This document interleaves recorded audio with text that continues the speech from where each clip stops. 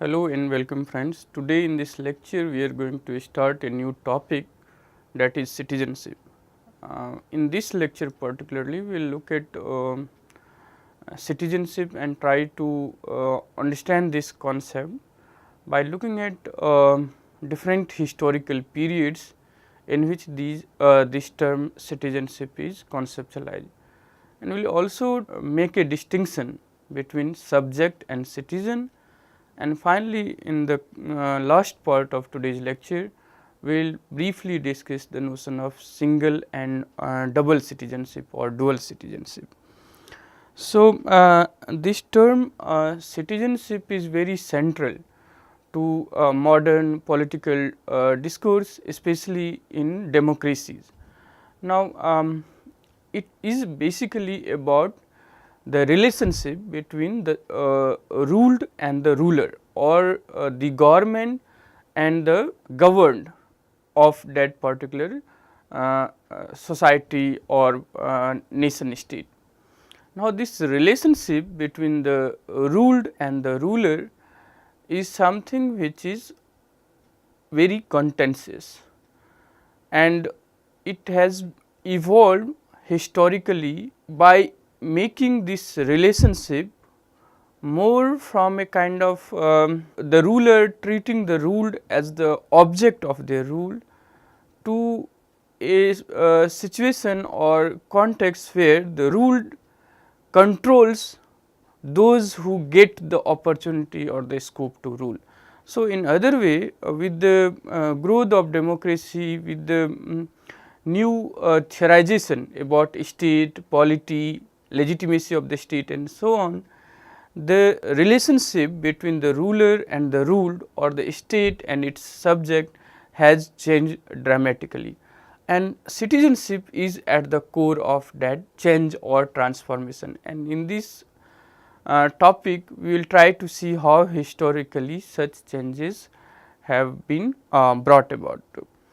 So, to begin with, citizenship broadly speaking in simple term denotes the membership to a political community, and this political community in modern times is nation state, but in other historical context it could be a small city states as in Greece, or imperial states like Roman Empire, or say absolutist monarchy of pre-modern times. So, there can be different kind of political community. In the modern time, of course, the political community we usually refer to nation state. So, citizenship is the idea or the concept which is about understanding this membership of individual in a political community, and what is the relationship, what is the status of this member in a particular political community is something that is very intentionally debated, and this relates not just to the legal and formal status, but also what responsibilities or duties, or also the basis of such membership in the political community. So, briefly or broadly speaking, in a very simple or easy language, citizenship denotes the membership of a political community, membership to a political community. Now, the origin of this idea of citizenship can be traced back to the ancient Greek city states. However, its meaning, so what this membership is all about, what is citizenship is all about, and what does it mean to be a member of a particular community. That means, the substance and the meaning of this citizenship have been subject to change and modification in different historical contexts, and these historical contexts we will discuss in a minute. But the idea is something which is not fixed, which is not precisely defined. So, we can begin with discussing citizenship as a member to political community, but the ideas, the understanding of that membership is too broad, too complex to define precisely in a very universally accepted sense.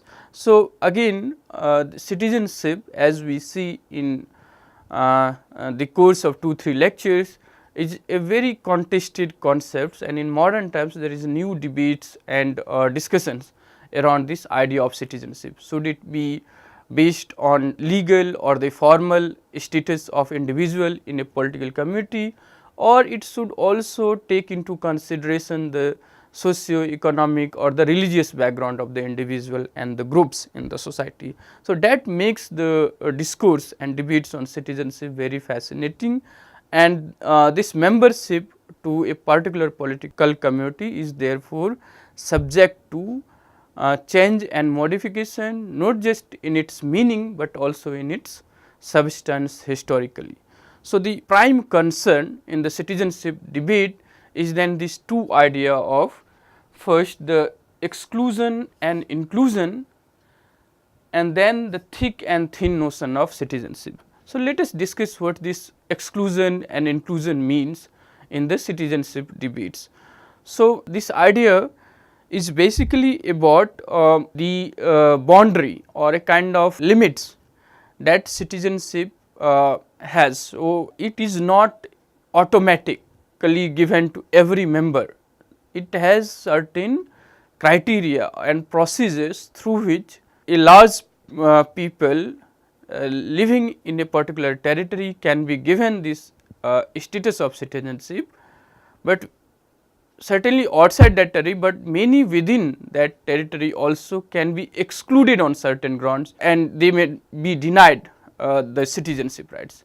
And historically we will see that say one of the fundamental rights or the core issue of citizenship is political participation, and in political participation right to vote is one of the key ideas.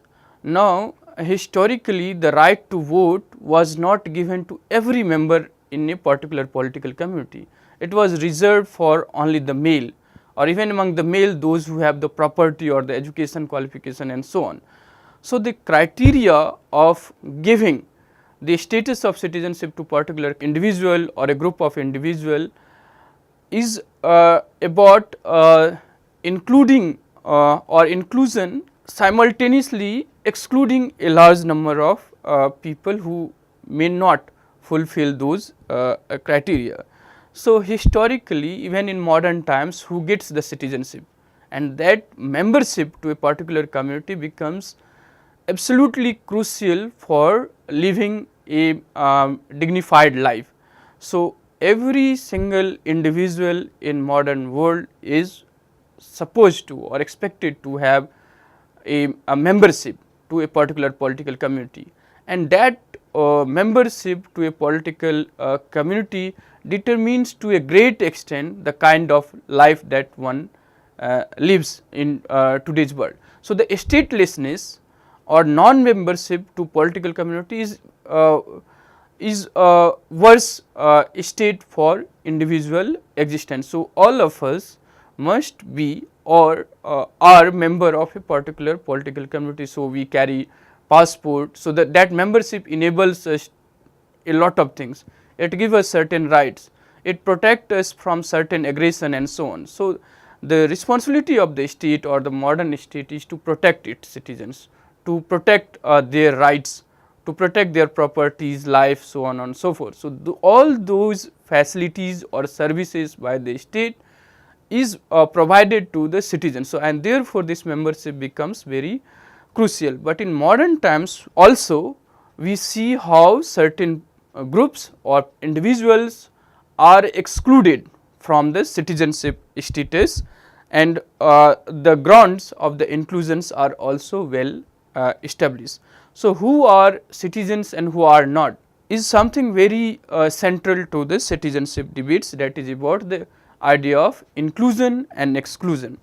Similarly, the idea of thick and thin notion of citizenship, which also relates to the active and passive citizenship, and more about this we will discuss in a moment when we will discuss this Greek idea of citizenship, but also in other lectures also. So, basically this thick and thin notion, in other words the active and passive notion of citizenship, is about whether the citizenship is merely a formal legal status which provides certain protection to the citizens, or it is something more than that. That means it enables, it gives the individual not just certain protection by the state or certain protection of their rights, properties, lives and so on by the states, but also they have the right and responsibility or obligation towards the state. They must participate, they must actively participate in the governing of the society. So, the public affair, the civic virtue or the civic republicanism is about the active participation of the citizen in the common affair of their political community. So, that is about the thick notion of citizenship. The thin notion or the passive notion of citizenship is, it is just a kind of legal and formal status where being the citizen of a particular political community, you are given certain rights and protected against any aggression or any threat to your life and property. So, it is not just about and how active your participation is also determined in different forms of political community. So, for instance, in democracy we have discussed direct or indirect democracy.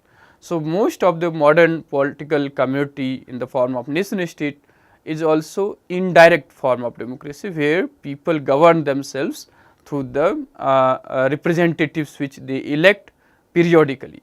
So, their participation is seen as merely about electing the government or participating in the political process only once in a 4-year, once in a 5-year and so on and so forth.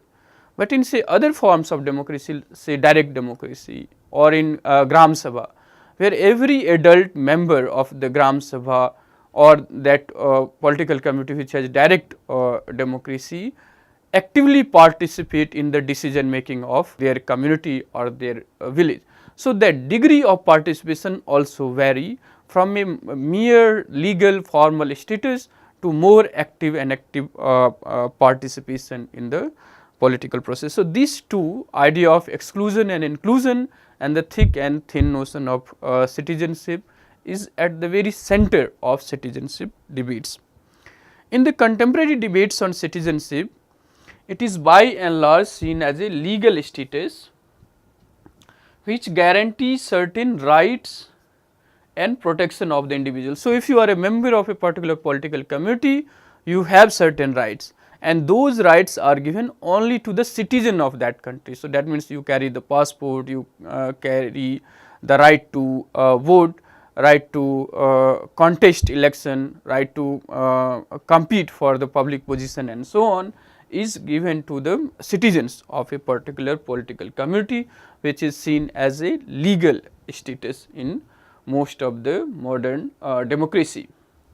And in turn then, the individuals have certain duties and obligations to their political community. That means you must take participation in the election and so on. So, the notion of citizenship has traditionally been linked to the individual's right to participate in the common affairs of the state. So, citizenship is seen traditionally as the individual right to participate in the common affairs of their state, not just in the modern sense which is reduced to right to vote or participating in the common affairs only on the eve of election, but throughout in every decision making that affects the common affairs of every member in that political community. One should actively participate, one has the obligation to participate in such discussion, debates and decision making process. So, it is about political participation. However, in the recent times, its meanings and substance have become once again the subject of intense political debates. As I said, that again we have a kind of renegotiation with this relationship between the citizens and the state, or the government and the state, where the status of the citizenship or the accountability of the state as the bestower of the citizenship rights to the particular groups or the community is once again fiercely debated, and it has become the emotionally and politically a very challenging issue in modern democracies, and that makes the citizenship a very fascinating topic. So, it revisits the relationship that a citizen has with the state or the government, and who gets that status and on what ground, who get excluded from that citizenship is something once again revisited, not just in its meaning, but also in the substance. So, for example, whether the membership to a political community is just because the individual is the self-defining individual, or because the individual is from say particular groups or particular minorities, religious, linguistic groups, which requires not just the equal status, but also the special status and so on. So, many people argue about those things as well. So, in political theory, citizenship refers not only to then merely the formal or legal status of the individual, but also a normative ideal which talks about the ruled, those who are ruled, their rights to participate in the political process of their political community. So, there is a growing interest in the ideas like, and we will discuss some of these ideas, differentiated rights, multicultural citizenship or cosmopolitan citizenship. Thus, the ideas of citizenship goes beyond the legal formal framework to denote substantive membership in the political community, and citizenship is a distinctively, we need to remember this, it is very distinctive about democracy, it is a democratic ideal. So, in a monarchy or in a dictatorship, the people or the population are treated as the citizen, as a subject and not as a citizens. So, it is only in modern democracy that the population are treated as the citizen, and by definition citizen having certain rights or they demand certain services from the state, and state must protect those rights and provide those services. So, there is a kind of empowered population which can demand services from the state, and this is provided only in the democracy, whereas in the monarchy or in dictatorship you find the government or the state treats the population or the people of their territory within their state as the subject, where they are the object of the rule without having the necessary or the guaranteed rights which is given and protected in the democracy. So, citizenship is a distinctively democratic ideal which we need to keep in mind. So, let us very briefly discuss the distinction between subject and citizen. So, in order to the significance of citizenship, one should make a distinction between subject and citizen. So, a subject is usually subservient to the state, where the right to rule is limited to a privileged class. So, in monarchy or in a dictatorship, who gets the opportunity to rule is always limited to a particular class, which is privileged class in the society, and the ruling is seen as something which requires a particular expertise or a certain degree of training and so on, and popular participation is very limited or non-existent.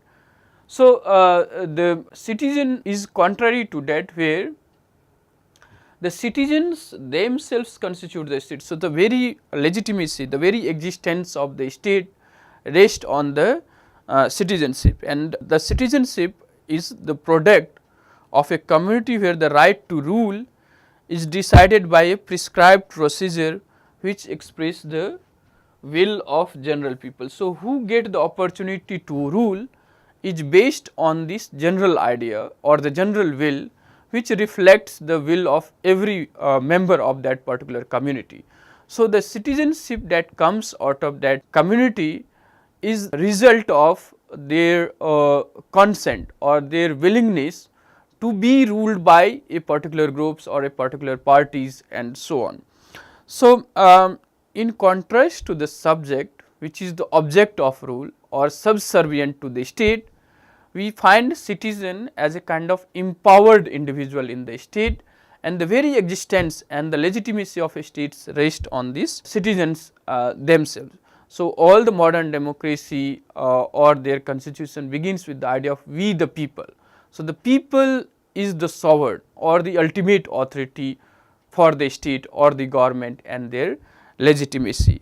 So, this is very unlike to the monarchy or the dictatorship, where there is a kind of treatment of population merely as the object of the rule or the subject of their rule, without having any rights which they can forcefully demand from their state or the government. So, they must be subservient to the rule or the state without asking for any rights and so on.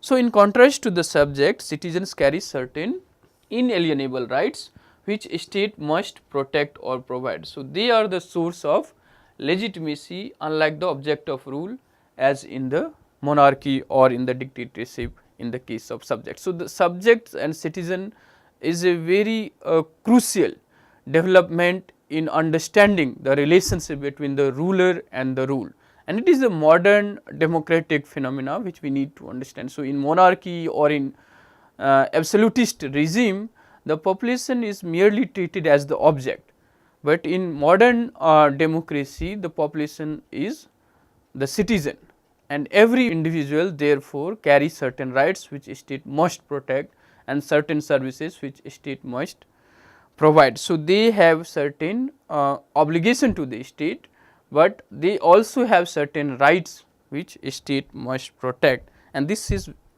in contrast to the subject in the monarchy or dictatorship. However, there is no commonly agreed definition of citizenship, and that we see that how this terrain of conceptualization of citizenship is very complex and often contradictory, and there are multiple interpretations and conceptualization of this term. So, there is no commonly agreed definition of citizenship, and one of the crucial aspect of citizenship, as Hoffman puts it, is that there is some internal logic to it. So, it is something which makes the idea of citizenship progressively universal and egalitarian. So, this defines citizenship as a kind of evolutionary concept. So, historically it is possible that citizenship is limited to a small group of people, that may be the male, but it constantly get extended and becomes more and more universal and inclusive by including those who were excluded. So, women or say labor or the workers or unpropertied or the illiterate or so on. So, the citizenship as an idea is ever inclusive or tend to become more and more universal and egalitarian, and that is something very inherent in the logic of citizenship. So, in modern times there is debate that does citizenship mean only the legal or the political rights, or also it includes the social and economic rights, and there is the struggle for the social and economic rights of the citizenship. So, say many welfare policies, and that is now turned into rights. So, right to work or right to food and so on and so forth is about this progressive evolution of the concept of citizenship. The commonly accepted definition of citizenship in modern times is by T.H.Marshall. In his text Citizenship and Social Class, he defines citizenship as full and equal membership in a political community. So, citizenship is about the full. So, there is no kind of partial or discrimination between and among the citizenship. So, every member in the political community is equal, and this equality is horizontal equality, and this again is something which we will discuss how problematic it is, but theoretically speaking, in the modern nation states every single individual is treated as equal, but can we say that this equality in legal and political sense also translate into equality in the social economic sense? But however, the organization of modern state which treats the individual as equal is in contrast to say feudal state or a state which believes in the hierarchy or different strata in the society, and accordingly giving certain privilege that is associated to the different strata. Now, every individual in the modern states have this full participation or full freedom to participate in the political process, and they are also treated equally without any discrimination. So, this logic of citizenship is about the two idea, the equality and the integration of individual in the political community. So, there is a constant evolution of the term by including the excluded groups such as women and children or the slaves, also racial minorities and so on. So, there is this constant evolution and inclusion of those who were excluded from the idea of free and equal citizenship, and the constituent elements of citizenship have been uncertain and often contradictory, that makes it very difficult to outline a precise notion of citizenship. And this point I have discussed, that although they are included and there is this idea of free and equal membership to the political community, but this free and equal membership is merely about the political and the legal membership, or also about the socio-economic and the cultural equality is something which is contested, and there is no common agreement on the precise definition of citizenship. So, it is therefore important to understand different strands of citizenship and explore these various strands in their specific historical context, this which we will discuss in the following slides. So, historical development of citizenship, if you look at that, the citizenship as a term is derived from Latin word civis, and the Greek equivalent to this term is the polites. So, which means member to a particular polis or society. So, this is about the membership to a particular political community like polis or the city. So, in ancient Athens, citizenship was perceived mainly with reference to duties, while the modern connotation of the citizenship involves a set of rights besides duty. So, earlier the citizenship or the membership to a particular community requires that member to participate actively in the political process. It is more about the public spirit or the service and so on. But in modern times, particularly the early moderns talks about this legal or the formal status of citizenship, which gives a kind of passive notion of citizenship. Of course, they have certain duties and obligation to the states or political community. So, in modern times, citizens have the right to participate in politics, but also a right to pursue their private. So, this dichotomy of public and private is a crucial divide in modern political and social organizations. So, individual must participate in the public affairs, but they also have the right to pursue their private commitments besides their political and the public commitments. So, happiness, pursuit of happiness, wealth and so on is part of such a dichotomy between public and private life of the individual, which is a modern development where the state and its responsibility is to allow the individual to pursue their interest, to pursue their private interest without any threat, without any external threat and so on. So, the participation of the individual is then divided into these two domain of public and the private, where citizenship is not just about participation in the public life, but also about pursuit of private individual interests. So, the development of ideas that surround the concept of citizenship can be broadly speaking divided into the four concepts. Citizenship can be attributed to, broadly speaking, the following four historical periods. First is classical Greco and Roman period, 4th century BC onwards. Now, during this period, emphasis was largely on the active participation in the civic or the public affairs of the community. So, the citizenship is about participation in the public life or the collective life of the community. So, it is this active participation which ensure the freedom of the individual. So, individual is free, and that freeness or freedom can be enjoyed or exercised when that person actively participate in the public affairs. So, here the idea that participation in the common affairs of the community was understood as part of human human nature. So, it is seen that human being can lead a best life, best possible life only in the life of polis. So, the idea of good life was about participation in the public life of the community. So, the best life is not in the family or in the household life, but in the life of the polis or the city states. So, the best possible life or desirable life is the life in the participation of the common affairs of the polis. This idea that the individual is free and that freeness is something which he or she he enjoy, particularly in the Greek time. This right was limited to the male native born member of the polis. So, it is always he.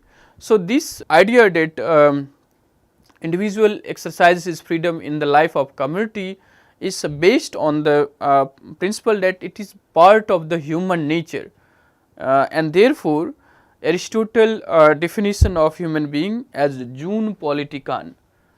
This idea of Zoon Politikon defines the man as the political animal. So, they live a life or a dignified life is possible only in the life of community. So, those who choose to live outside the community is either a god or a beast, and such a definition. So, the understanding of human being is that a good dignified life is possible in the life of community, and it is rooted in the human nature. So, he defines, and this is the very thick active notion of citizenship in Aristotle, who defines citizenship as the ability to rule and being ruled in turn. So, citizenship as participation in the public life is not merely the receiver or the subject of the rule as we see in the modern times. Of course, there is some obligation and participation, but by and large it is seen as some kind of protection, some kind of guarantee of services by the state and the government. But in Greek city states, citizenship was about the ability of the individual to not just being ruled by the others, but also have the ability to rule them. So, it is the ability of ruling and being ruled in turn which defines citizenship. So, it is a very thick notion of citizenship in Greek city states. However, it was a very exclusionary citizenship as well, because it was limited to the free native born men at the cost of exclusion of women, children, slaves and residents aliens. So, the Greek city states have very thick, that means very active notion of citizenship, but it was very exclusionary citizenship also, where the right of citizenship as participation in the public life was limited to the free native born men at the exclusion of women, children, slaves and the resident aliens. Roman introduced further a new aspect of citizenship, that is a more formal and legal status. There it is not just about participation, but also having some rights or certain protection by a uniform set of rules. So, the Roman Empire tried to unify its heterogeneous population, not by allowing them to participate in the decision making or the political process of governing the empire, but giving them certain legal protection within a uniform set of rights.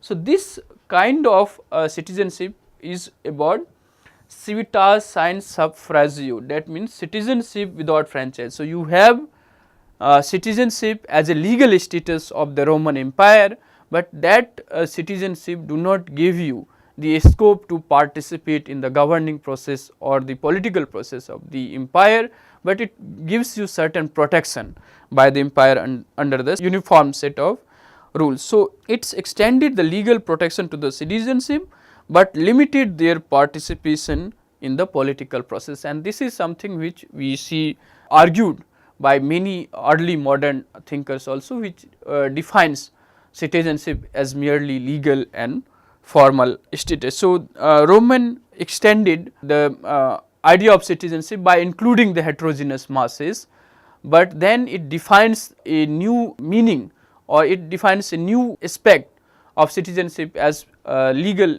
status where the citizens of the empire were given certain protection, but they have very limited or no right in the participation in the political affairs. Now, the late medieval and early modern period, which also includes the French and American revolution, and particularly the French revolution is the basis of consolidating or reaffirming the republican or the civic virtue and the public spirit aspect of the citizenship rights, which was for a very long time in late medieval or early modern period was regarded merely as the formal legal status of the community. So, in this period where citizenship was seen more as legal protection, particularly for Locke, Hobbes and Bodin, it is about the protection of individual life, liberty and private interest by the state. So, if you are the citizen of a particular state, that state must protect your rights to life, liberty and private interest. So, in other words, there was broadly speaking a passive notion or a very thin notion of citizenship. The 16th century jurist Jean Bodin perfectly defines this passive or the thin notion of citizenship as one who enjoys the common liberty and protection of authority. So, the citizenship is basically about this legal and formal status as a member of particular community which entitled that individual to have certain rights or to have certain freedom or liberty. So, in thinkers like Hobbes, Locke and Bodin, we find a very passive or thin notion of citizenship. However, in Machiavelli and Rousseau, we find a kind of reaffirmation of classical notion of civic virtue and active participation in public affairs of the community as the core of citizenship ideal.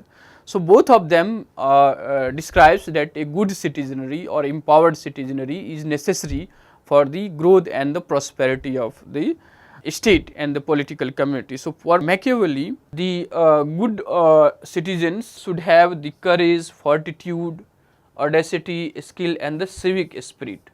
So, the idea of republicanism or civic virtue is very central in their definition or understanding of citizenship, which they argue is necessary for the growth and prosperity of a state. Similarly, Rousseau argued for civic virtue and direct participation. So, very thick notion of citizenship, and in a democracy we have seen how Rousseau argued for a direct form of democracy, and he was a critique of representative or indirect form of democracy, which he lamented as Englishmen are free only once in a 5 years. So, only after 5 years there is an election, and only during that time Englishmen are free, rest of the time it is the ruler who actually controls the life of the citizen. So, Rousseau was against the indirect form of democracy and supported the idea of direct participation of individual in the affairs of a state, which must be based on the general will of the people. And this point which we have discussed in our previous lecture on democracy, so I will not explain it again, but basically the legitimacy or the very existence of a state rests on the idea that it reflects the general will, and that general will is not the particular will of the section or a group of individual, but it reflects the will of everyone, and that gives a very republican notion of citizenship.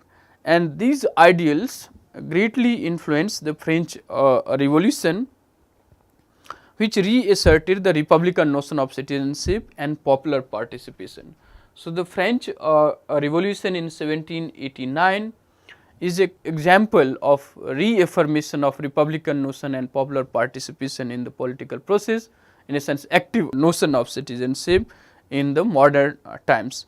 So, it combined the two seemingly contradictory ideals of civic participation and modern liberal individuals, and these two ideas, on the one hand the obligation, duties or idea of participation in the political process, and the other hand the idea of individual as the self defining autonomous individual citizen having certain rights, and also the right to pursue their private interest or lead a private life or pursue their happiness and whatever their definition of happiness is, should not be the business of the state, and the state must protect those rights of individual.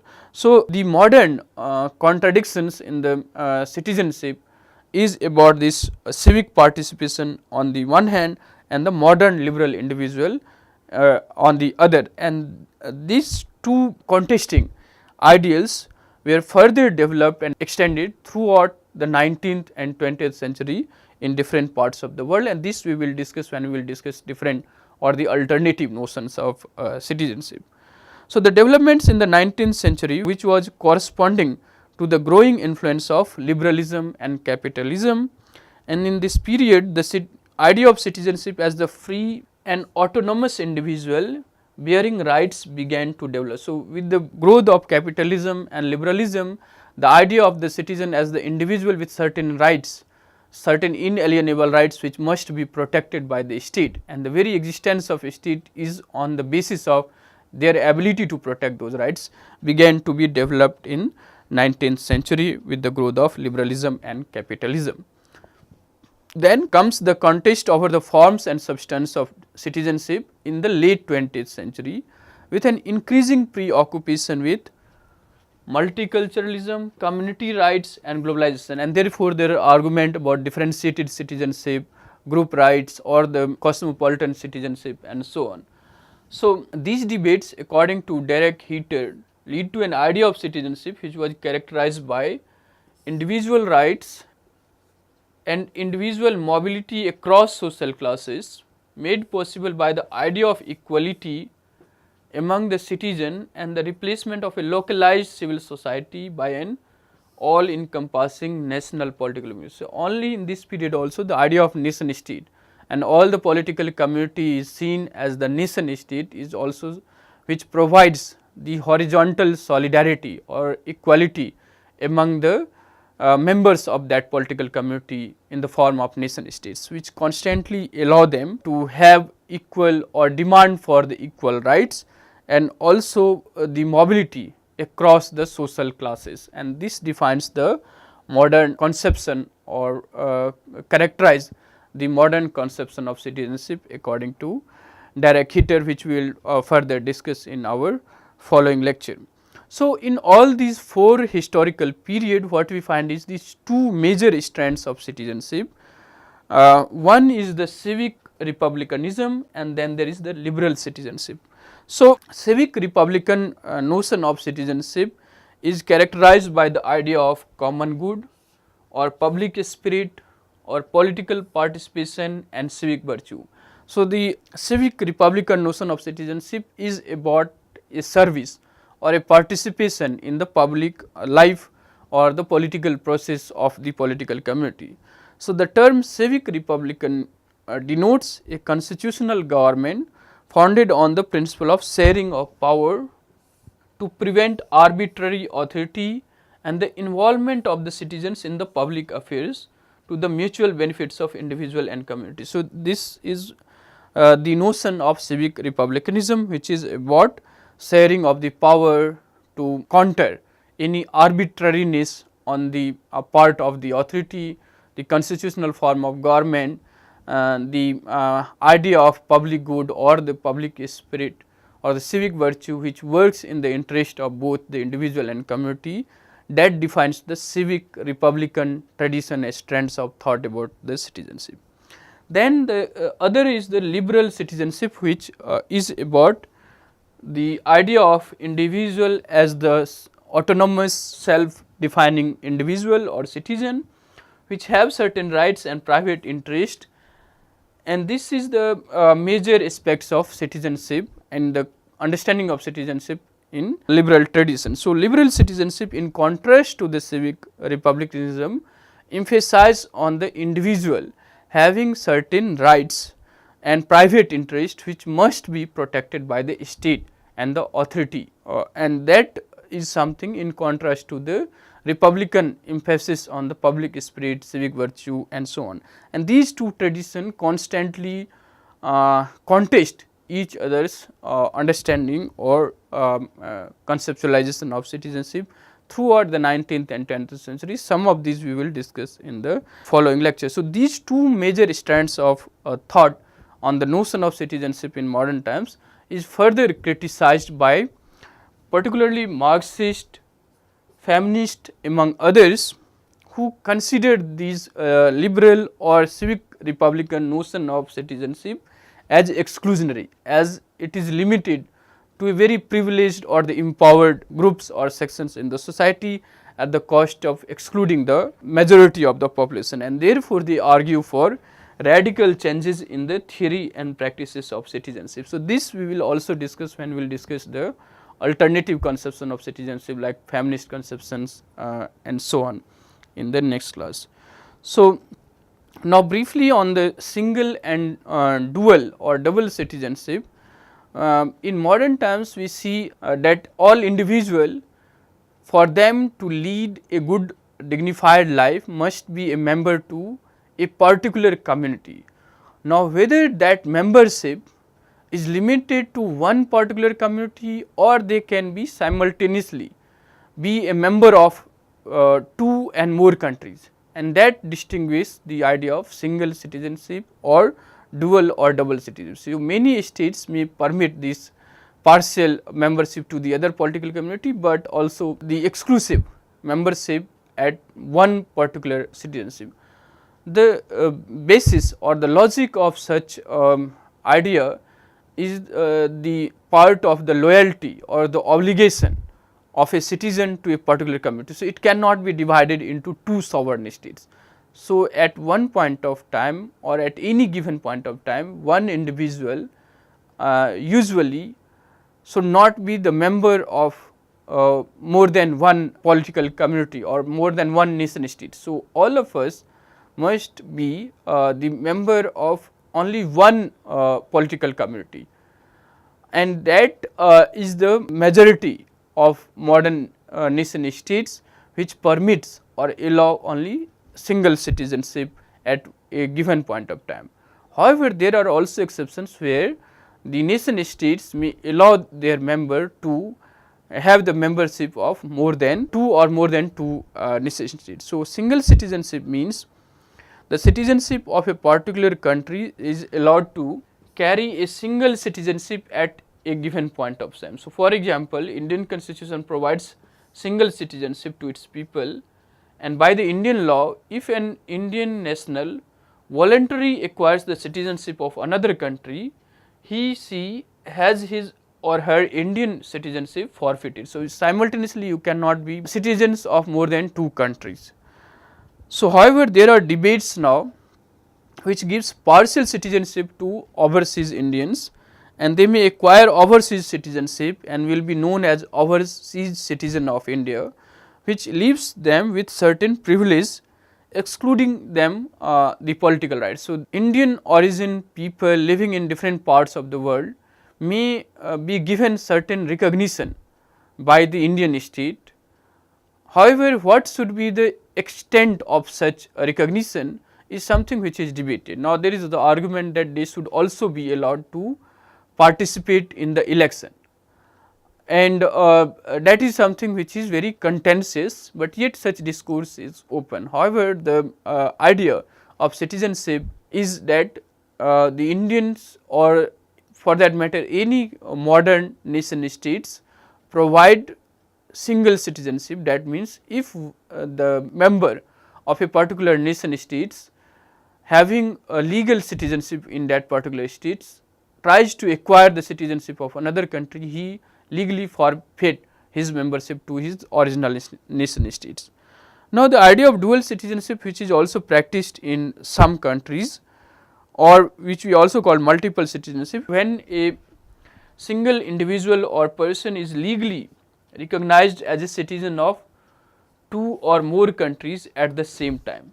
So, that is dual citizenship. However, not all countries allows their citizens to carry dual citizenship, and the most of the nation states in modern times practice this idea of single citizenship, because it is about the loyalty and obligation to a particular sovereign states which cannot be divided, which should not be distributed between and among different countries. Of course, with the new discourse and discussions and with the migration between and across the countries, there is this new conceptualization or new development in the theorization of citizenship, but by and large most of the modern nation states practice this idea of single citizenship, but in some cases there is also the permission to have more than two or multiple citizenship for the same individual. So, that is all on the citizenship and different historical period of citizenship, the idea of subject and the citizenship and how the both are different. And then we have also discussed the two strands of citizenship, liberal and the republican strands of citizenship and their critique to it. Further we will develop in the next lecture, and finally this idea of single and dual citizenship. And on this you can refer to some of these texts by Dryzek and Phillips, the Oxford Handbook of Political Theory, and you should must look at Anupama Roy, Citizenship in Rajiv Bhargava and Ashok Acharya, Political Theory and Introduction. This is a very important reading for this topic, you should look at it, and also Hoffman, Gauba and Susila Ramaswamy, you can look at their books also for the further reading on this topic, citizenship. So, that is all for today. Thank you for listening, and do write to us your comments, queries or doubts. We will be happy to respond. Thank you all.